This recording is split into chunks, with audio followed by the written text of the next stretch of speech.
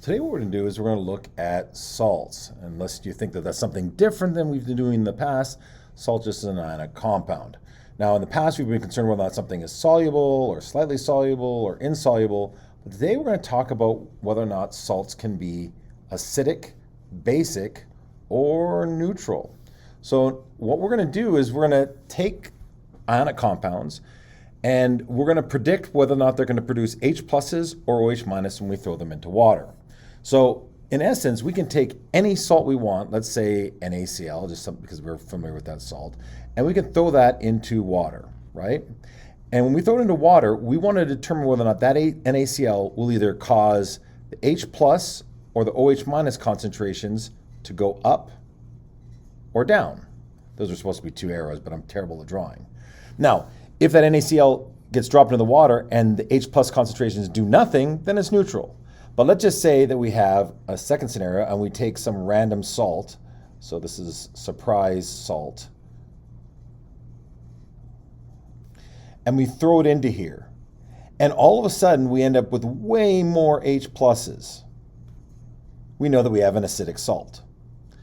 Similarly, if we do the same exact thing in our surprise salt this time when we throw it into water, it produces a bunch more OH minuses, then we know we have a basic salt. Now, just a gentle reminder here that in all water's always doing this. Isn't it always in equilibrium with H plus and OH minus? And if you remember correctly, this is one of the most important equations we ever see, right? Is H plus concentration times OH minus concentration is equal to 1.0 times 10 to the negative 14. Now, just a reminder, if these two are equal to each other, they're both going to be 1.0 times 10 to the negative 7, and the solution will be neutral. If we have more H pluses, that means we're going to have less OH minuses, and vice versa. So our whole task will be to give you ionic compounds. They'll be like a little present. There's me drawing a little present. There's a little bow on top. That's supposed to be the wrapping around it. And that little present will be an ionic compound, a salt. And we're going to throw it into water, and then we're going to figure out whether or not it produces an acidic solution in water or basic solution. So now we're going to take a look at NaCl and try a cheaty way. So the cheaty way is this. I'm going to take my Na, and I'm going to think of what would happen if I had an OH on it. Wouldn't NaOH be a strong base? Right? Yes. So that means that the Na plus of this, which is the conjugate, is a terrible acid. In fact, you may think, how is Na plus an acid? Remember how we talked a little bit ago and we said that we're not going to talk about Lewis acids or Lewis bases? This is a Lewis acid. It is one that wants to gain an electron. But as far as we're concerned, this, when we put it together with this OH minus, this is the conjugate of a strong base. Therefore, this will do nothing if I throw it into water. Do you follow this? Na plus thrown into water will float around there, never reattaching with OHs or H pluses or anything. So Na plus, this portion of it is going to produce a neutral solution. Then we take a look at our anion. So we take the anion and we put an H plus in front of it. So we put an H plus in front of our Cl minus, right? What is this, HCl? What do we call that? Isn't it a strong acid? So if that's a strong acid, wouldn't that make this, the anion, the conjugate of a strong acid? And wouldn't that be pathetic base? Yeah. So if that's a pathetic base, that means that this is also neutral, which means that neither of these two things will do anything in water. Therefore, this is a neutral salt. Yeah? Now, so when something's neutral, it doesn't do anything. When something's neutral in water, it means that it will do nothing in water. It'll just float around. Which is why we throw table salt in the water, Na plus Cl minus into water. It will never change the pH of water. It'll make it salty because it's Na plus and Cl minus, but it will not do anything. So let's say I gave you this example. Let's use the same one that we already know. Actually, let's do this. Let's do K. I'm so confused. KF. I don't know. KF. Okay. Okay. So KF, this is an ionic compound. We know this because K is a plus and F is a minus, right? The question is this acidic or is this going to be basic? What we're going to do is we're going to pretend that both of these, we're going to pretend our cation, we're going to put it together with OH minus and see what happens. And we're going to take our F and we're going to put it together with H and we're gonna see what happens. See whether or not, what type of acid or base we're forming. You're doing puppet shows? That's the life. No, not you yet. Okay, so watch. If I put K together with OH, right? What's KOH? It is a strong base, which means that this K, if it got kicked out, right? This K plus would be a pathetic acid.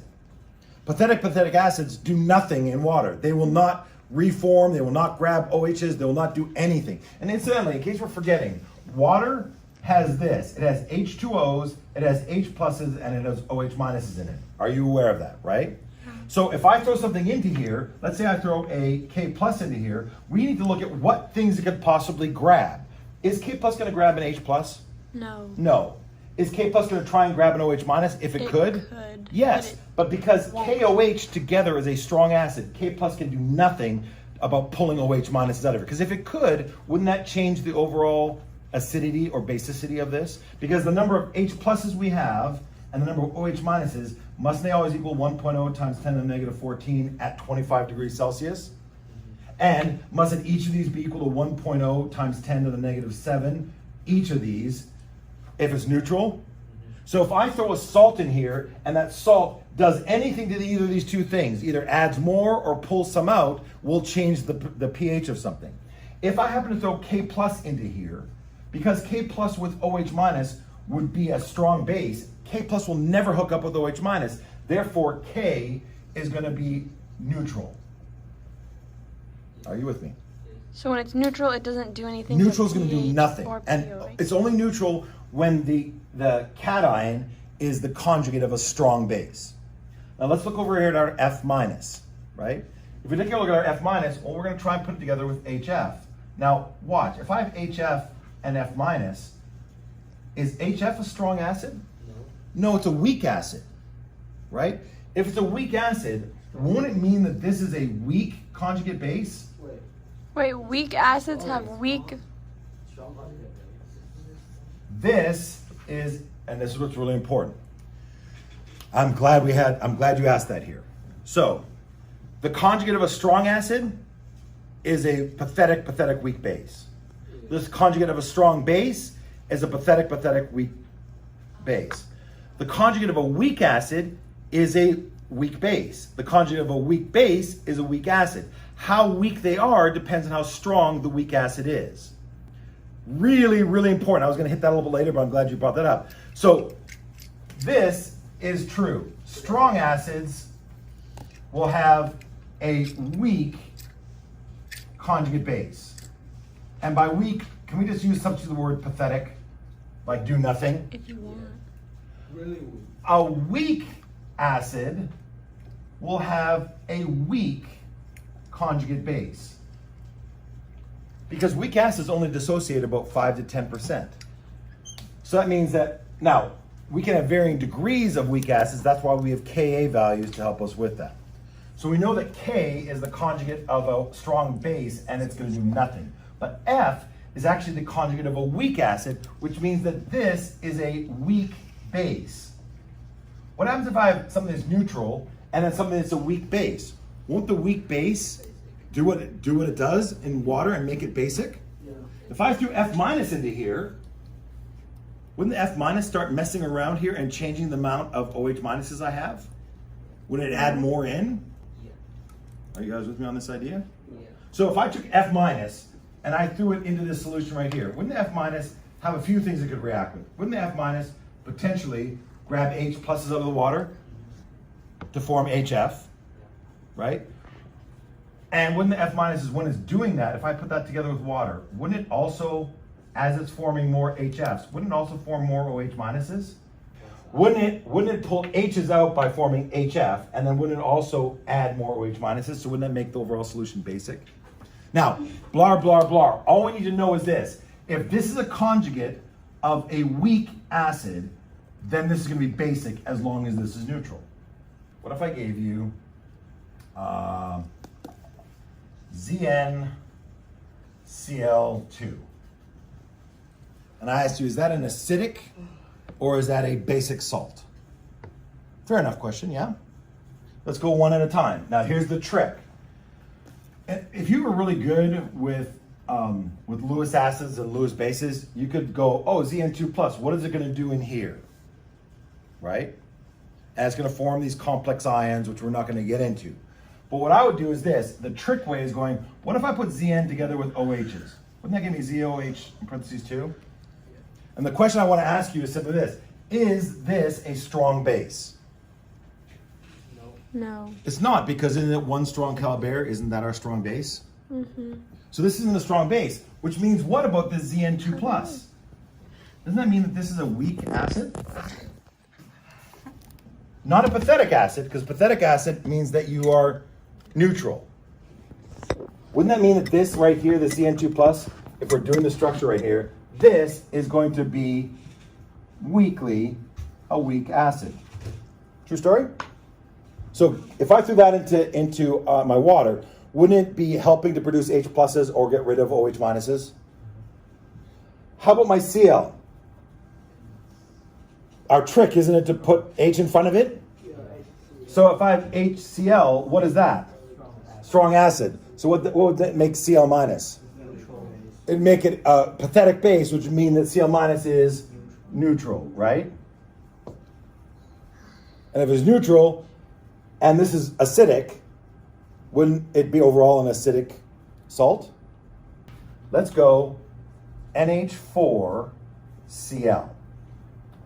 I'm keeping the same Cl because I'm hoping you guys will remember, isn't Cl minus always going to be the conjugate of a strong acid and do nothing? Are you with me on that one, Emma? Yes. So this, I'm not going to go for the same reasons we know before. Isn't this going to be neutral because Cl minus is the conjugate of a strong acid? True story? True story. But what about NH4 plus? So if we take a look at NH4 plus, there's a couple ways you can do this. One, you can know that NH4 plus isn't the conjugate of NH3, Yes. right? And NH3 is not a strong acid. Another way of looking at it is this. If you did NH4OH, this is the trick way that I do it. I look at this because I know that the only strong bases are ones that are group 1 with OH plus Cal strong pairs. Is NH4 part of group 1 or Cal strong pairs? No. No. So wouldn't this right here be a weak base? By the way, super fun fact, NH4OH really is NH3 plus H2O. You will never see this written. In fact, this is something that in our when we did solubility rules, the weirdos, I told you they can never write NH4OH ever. It's always written as this. So in essence, we're doing the same thing as saying NH4 and NH3 are conjugates of each other. But what I know then is this: NH4 plus will not be pathetic. NH4 plus is not the conjugate of a strong base, it's the conjugate of a weak base. Conjugates of weak bases are also weak acids. You can never go from a weak acid to a strong base or a weak base to a strong acid. You just go to varying degrees of weakness, which is what you guys both asked very astutely. So what does that mean here? That means that this NH4 plus is actually a weak acid. Well, if I have a weak acid and I have nothing, wouldn't the weak acid then make the salt acidic? So there's a difference between a pathetic acid. Yep, pathetic does nothing. And pathetics are only the conjugates of strong. So we look for pathetics. We like pathetic. We like pathetics because it makes our problem easier, because we look at that and go, and incidentally, they're going to use a lot of the same ones over and over again. You're going to see CLs a lot. Because how many strong acids are there? Aren't there only 6 strong acids? And 2 of them are kind of weird. Perchloric acid, kind of weird, right? HClO4 minus. And then don't we have sulfuric acid, which is a polyprotic acid even? You're not going to see those in a lot of these problems. Are you with me? Now, the same exact thing happens, but reverse, if we go the opposite way, where we have a nothing at the front. So let's say I go, again, let's go with an old one that we know. Let's go LiC2H3O2. Although wouldn't we call it Chiku?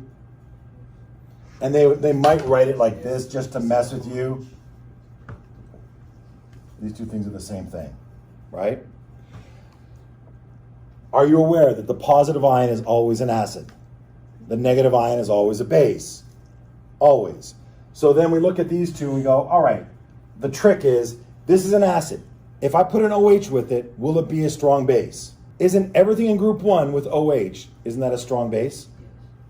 So without doing anything farther, couldn't we say that Li will be pathetic because it is the conjugate of LiOH? Help me with this. C2H3O2, right? Or CH3COO, isn't that what this is right here? If I put a hydrogen in front of that, please tell me you don't think that that's a strong acid. It's a weak acid. What does that mean therefore about this? Will that be a pathetic base? No, won't it be a weak base? So this weak acid, its conjugate will be a weak base, and if this is a weak base, and I have pathetic and weak, wouldn't this become a basic solution? A basic salt? Now, ready? So let's do this one. NH4ClO. Now, you're going to get really good at doing these by just looking at them. Didn't we just do NH4, and don't we realize that this is a weak acid? Is everyone okay with that?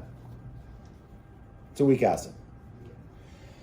ClO, only if HClO is a strong acid will that make this pathetic and neutral. But HClO, is that a strong acid? Nope. So what does that make this? It means this is a weak base. Isn't that the conjugate of this? Are you all with me right now? Yeah. So I have my NH4 plus as part of my salt is a weak acid. My ClO is a weak base. How do I know whether or not I'm acidic or basic? If they had exactly the same, we have to go to what? Kas and Kbs. If the Ka of my weak acid is bigger than the Kb of my weak base, it's acidic. If my Kb is bigger than my Ka, we're basic. If it's equal, which never happens, you'd be neutral, right? So we probably ignore K values here, right? So if I take a look at this, my Ka for this is 5.68 times 10 to the negative 10.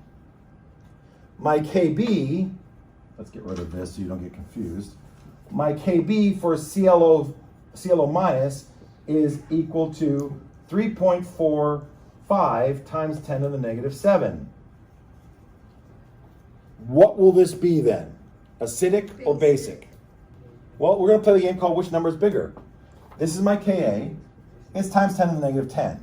This is my Kb, it's times 10 to the negative 7. If they give you a Ka, Kb, then do you automatically? You're likely going to know Do you automatically. even have to do that? Like, say I'm on the AP test, I have. Oh yeah, I would jump right to it and I would go, yes. For like justification. Yeah. Wow. You literally, if they gave you the K and the Kb in the problem, you could immediately solve it.